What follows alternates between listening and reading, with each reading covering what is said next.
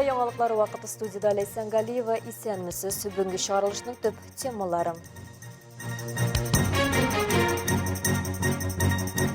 Нефтчелер табиғат сағында, қолабызда иске тегәрмәшләрні қабыл итү жайға салынған. Бөгілмәде істеме білім беру мәселелерін көтерділер. Қадим әлмәт көйлі үткәнебізні тұрғыза. Қолабыз шисталығы хақына шахарға кірген юлларда күн күріш қалдықларын туплау бункер майданчыклары яңартылған форматта ішли башлады. Олар барлығы 4 ушыларының ішісінде ішлер жайға салынған. Әлігі майданчыкларының яңалығы ірі габаритлы шүпшарны айырым жию мүмкінлігі. Бункер майданчыклары қолабызда 2005 елда урнаштырылды. Әлмәттен шығу юлларында тұрған бұл майданчыклар әйләнә тирә чисталыгын тәэмин итәргә мөмкинлек бирде. Шулай ук халыкны да тәртипкә өйрәтте. Язын аларны яңарту максатыннан алып тордылар һәм менә ниһаять алар эшләрен дәвам итә. Тик бу юлы майданчыкларны яңартылып, аларда эре габаритлы көнкүреш калдыкларын төрләргә аерып җыю мөмкин булачак. Таких площадок в городе планируется 4 штуки. 3 из них уже функционируют, 4-я в процессе обустройства. На данной бункерной площадке у нас расположены бункера для приема твердых бытовых отходов. Также установлены бункера для приема шины, для приема крупногабаритного мусора и строительных отходов. Автомобильчеләр коласы буларак танылган Әлмәттә эре габаритлы калдыкларның иң күзгә ташланганы кулланышта булган резин шиналар. Аларны утилләштерергә Татнефть компаниясе ярдәмгә килде. Такие бункерные площадки позволят исключить стихийное образование свалок в лесах, помогут сделать город чище, несмотря на то, что прием булшин организован в том числе и на заправках компании Татнефти. Количество будет расширяться, но данные бункерные площадки позволят также расширить зону и зону приема. Шиналарны айырым җыеп, махсус мәйданчык әйлтәчәкләре бу табигать өчен куркыныч булган калдыктан арынырга мөмкинлек бирәчәк, өстәвенә аларның кабаттан куллану мөмкинлеге дә артачак, ди белгечләр. Мы уже видим эффект от того, что на приемах обычных коммунальных отходов шин становится меньше. Соответственно, мы видим адресность, видим, что повышается экологическая ответственность жителей города. Хотел бы со своей стороны, пользуясь случаем, обратиться также к жителям города о том, чтобы все-таки поддерживали экологическую направленность в плане того, чтобы мусор не выбрасывался в лесах, в гаражах, а все-таки привозился на бункерную площадку. Рәдифә Нугманова, Дамир Курбанов, яңалыклар вакыты Луч, Әлмәт телекомпаниясе. Татарстаннан 12 мәктәп РАЭКС агентлыгы тизеген Россиянең иң яхшы мәктәпләре еллык рейтингына кергән. Бу исемлектә иң күбе Казанның 9 уку йорты. Шуңа өстәп Яшел Үзәннең 3-нче гимназиясе, Ярчалы шәһәренең 26-нчы гимназиясе һәм Әлмәтнең 2-нче лицейы. Рейтинг мәктәпне тәмамлаучыларның илнең әйдәп баручы югары уку йортларына керүләре турындагы мәгълүматлар нигезендә формалашкан. Экспертлар фикеренчә, төбәк мәктәпләре елдан-ел көндәшлеккә сәләтлерәк була бара. Рейтингтагы мәктәпләрнең 70% диярлек Мәскәүдән читтә урнашкан. Исемлектә Россия Федерациясенең 38 төбәгеннән уку йортлары тәкъдим ителгән. Иң яхшы мәктәпләр саны күп булган субъектлар арасында Татарстан рейтингта 5-нче урында тора. Ул бар тик Мәскәү өлкәсе, Санкт-Петербург һәм Свердловск өлкәсеннән генә калыша. Бөгелмәдә Татарстанның көньяк-көнчыгышындагы педагогик берләшмә өчен белем бирү конференциясе узды. Чараны Татнефть Хәйрия фонды ярдәме белән цифрлы иҗат академиясе, өстәмә белем бирүнең коммерцияле булмаган автоном оешмасы оештырды. Конференциянең ничек үткәнен Бөгелмәдәге махсус хәбәрчебез Айгөл Шәрәфиева белә. 6-нчы мәктәп ишекләрен ачты, ләкин балалар өчен түгел, ә укытучылар өчен. Бердә Татарстанның көньяк-көнчыгышындагы педагогик берләшмә өчен белем бирү конференциясе уза. Төп тема мәктәп программасының предметлары арасындагы элемтәләрен киңәйтү. Мастер-класслар кысаларында укытучылар эштә кулланыла торган реаль алымнар белән танышалар. В этом году мы заявились на участие в гранте ПАО «Татнефть» на предмет приглашения специалистов из Москвы, высоких специалистов, которые поделятся перед учителями в канун нового учебного года новыми технологиями, новыми методиками, которые можно использовать в обучении и воспитании наших детей. Конференцияның һәр өлеше 2 этаптан тора. Беренче өлеш 45 минутлык мастер-класслар. Анда укытучылар практик күнекмәләр ала. Икенче өлеш спикерларның 18 минутлык чыгышлары форматында 2 сәгатьлек конференция. Это конференция, которая дает надпредметные и межпредметные знания. Например, конференции по работе с ВГОСами или конференции по методике преподавания физики. Это уже делают наши коллеги из министерства. А мы даем информацию для учителей, которые не рассказывают в институте, не рассказывают на этих конференциях. Но один из примеров, это у нас сегодня хедлайнер, наш спикер Лариса Баранова, актриса театра и кино, известная, например, как по сериалу «Универ» или Саша Таня. Она расскажет о том, как говорить так, чтобы вас услышали, как можно пользоваться голосом, чтобы либо успокоить учеников, либо наоборот их подготовить к приему знаний. Мәгариф конференциясе 3нче ел рәттән оештырыла һәм Татарстан Республикасының көньяк-көнчыгышында уза. Оештыручылар әйтүенчә, быел конференциядә Азнакай, Зәй, Лениногорск, Әлмәт, Бөгелмә районнарыннан 1000-нән артык укытучы катнашачак. На таком мероприятии, да, впервые познакомились со спикером Ольгой Загитовой, которая посвятила нас в модные тенденции и тренды. Я узнала, что пиджак надо мерить по косточке, как правильно подбирать одежду, как правильно подобрать брюки, где они должны сидеть на самом деле, ну и как выглядеть лучше. Осталык дәресләрендә укытучыларны стильле киенергә, ораторлык осталыгына өйрәтәләр. Һәм бу гына түгел. Бөгелмәдән соң спикерлар Лениногорск укытучыларын укытырга барачак. Айгөл Шәрәфиева, Зирәк Сәйдкулов, Яңалыклар вакыты, Луч Әлмәт телекомпаниясе. Истәмә белем бирү юнәлешендә спорт секцияләре алдынгы урында тора. Әлмәттә генә дә 50-дән артык спорт түрі белән шөгыльләнеп була. Шуларның 26-сы муниципаль спорт мәктәпләрендә. Теманы Лина Хәсәншина дәвам итә.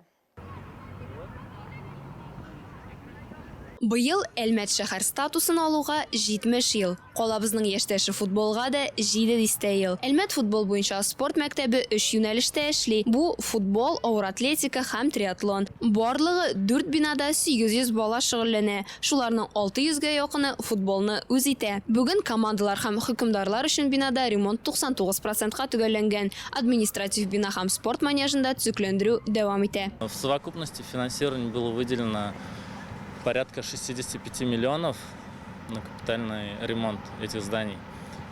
40 миллионов из которых выделено из Республики Татарстан, из бюджета Республики Татарстан. Порядка 25 миллионов мы выиграли грант у компании ПАО «Татнефть». Ремонт эшләре 1 апрельдә башланган һәм бүгенгәчә дәвам итә. Контракт буенча төзекләндерү эшләре 1 октябрьгә тәмамланачак.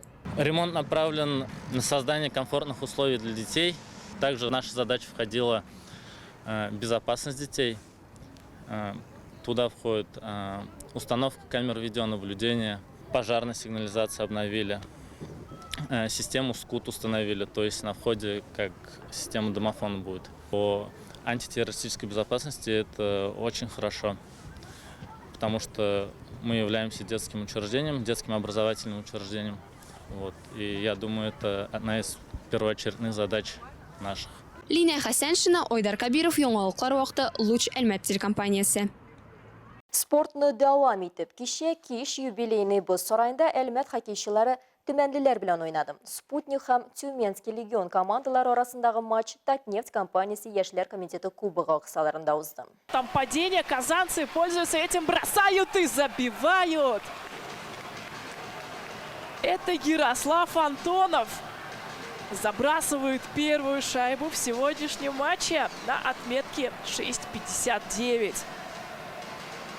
Татнефть компаниясе яшьләр комитеты кубогына узучы турнирның 2нче көнендә Казанның Ирбис командасы Олимпияны 2-0 исәбе белән җиңде. Здесь хороший момент, передача, бросок и есть вторая. В концовке третьего периода от Кирилла Кутузова. Именно он становится автором второй заброшенной шайбы. Между прочим, в большинстве забрасывают казанцы. Турнирның 2нче көнендә узган 2нче уен Спутник белән Тюменский легион матчы була.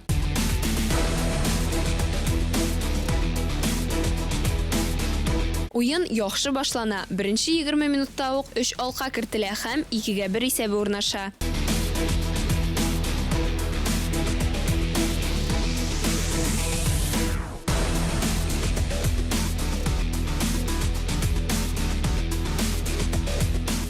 Икенче 20 минутта кунаклар командасы өстенлекләрен урнаштыра. 2-4 исәбе белән Тюменский легион командасы җиңү яулый.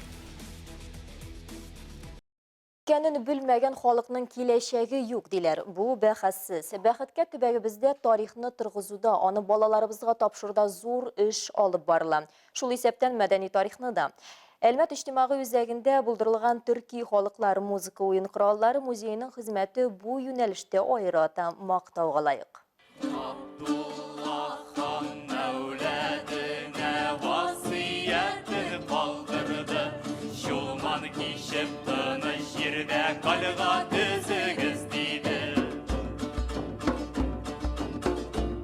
Кадим Әлмәт коллективы 2021 елда төрки музыка кораллары музеенда оешкан. Әлмәт музыкант-энтузиастлары борынгы уен кораллары коллекциясе белән кызыксына башлый. Шушы коралларда уйнау техникасын өйрәнә һәм үзенә күрә оригиналь репертуар әзерли.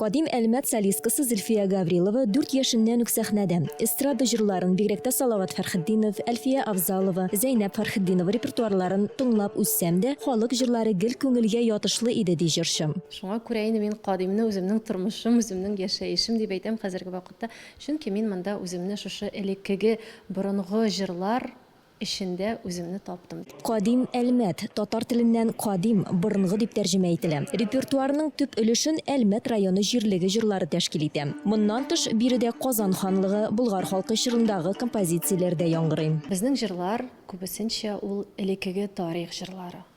Ул мәгънәле җырлар. Элеккеге безнең борынгы әби-бабайларыбыз җырлаган менә инде 9нчы гасырлар, 10нчы гасырларда җырланган җырлардан төрккәлеп килгән җырлар. Кадим Әлмәт этник дөнья музыкасы жанрында Россиянең иң яхшы коллективларының берсе. Коллективның дебют альбомы елның иң яхшы аутентик проекты номинациясендә Россия этник музыка премиясе Russian World Music Awards җиңүчесе булып танылды. Коллектив репертуарында кулланыла торган уникаль музыка кораллары халык тарихын, традицияләрен һәм үзенчәлекләрен чагылдыра. Мәсәлән, иң танылган думбра музыкаль коралы.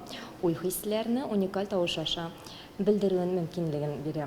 Думбрада бер кулны уң кул белән тартып, һәм инде шул вакытта грифка сул кул бармаклары белән басып уйныйлар. Куялы. Менә өйрәнергә кирәк шул. Халык үзенең элеккеге тарихын онытмасын иде дигән теләктә калабыз инде менә Кадим Әлмәт төркеме белән берлектә. Шуңа күрә без үзебезнең җырларыбызны мәгънәсен кешегә җиткереп җырларга тырышабыз. Әлбәттә, музыка кораллары музейларда үле йөк булып ятмыйча, киресенчә халыкта яңгырап яшәргә тиеш. Кадим Әлмәт коллективының максаты да шул: онытылган татар халык музыка коралларын торгызу.